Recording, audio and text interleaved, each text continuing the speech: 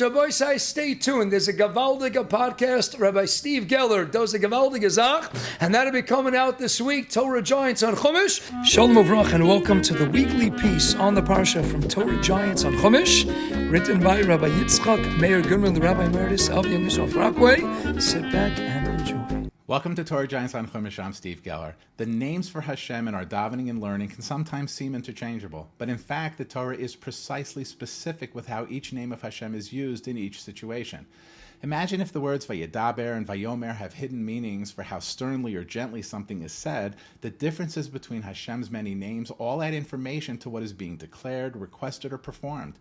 But how do we understand how the various names of Hashem are used? This issue presents itself in our Parsha. Let's set up the scene. Hashem appeared to Moshe at the Sneh and told him of his mission to go to Paro and ask him to let the Jews leave. After considerable debate, Moshe does so, and Paro's response was not the one he'd hoped for.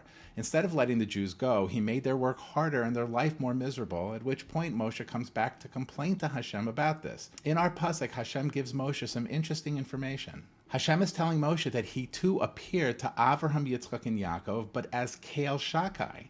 Then Hashem makes a point to mention that he did not make himself known to them by the name Yud and Hey and Vav and Hey.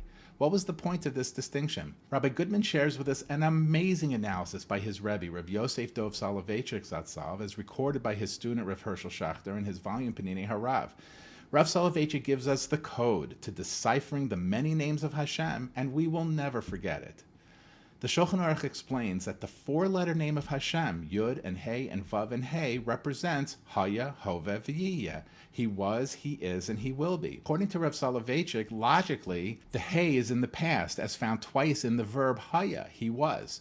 The Vav is in the present, as in the middle of Hoveh, he is. The first letter Yud of Yud and Hey and Vav and Hey is the future Yiyeh, he will be, as it is in all future verbs for he will. In the Beis HaMikdash, the Kohanim would pronounce Hashem's holy name because they could feel his glorious presence in the majesty and sanctity of the place. So too the Kohen Gadol on Yom Kippur felt Hashem's presence.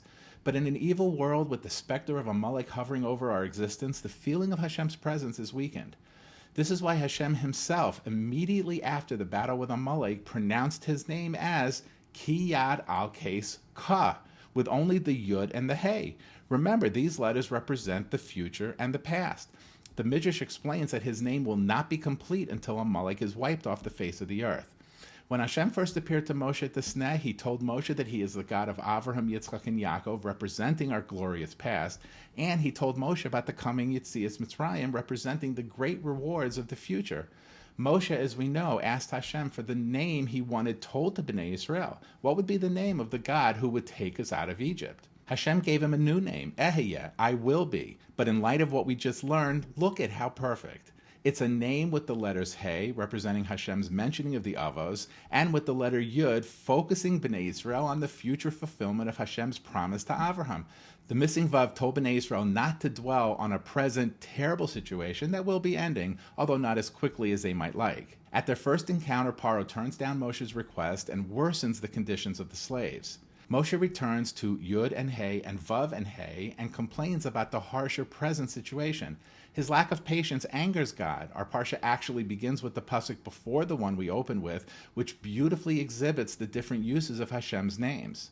Here, an Elohim spoke to Moshe. The name of stern justice speaks. But acknowledging that Moshe spoke only because his heart ached for the pain of his brothers, the tone immediately changes, and said to him, I am Hashem, Yud and Hey and Vav and Hey, Hashem's name of mercy.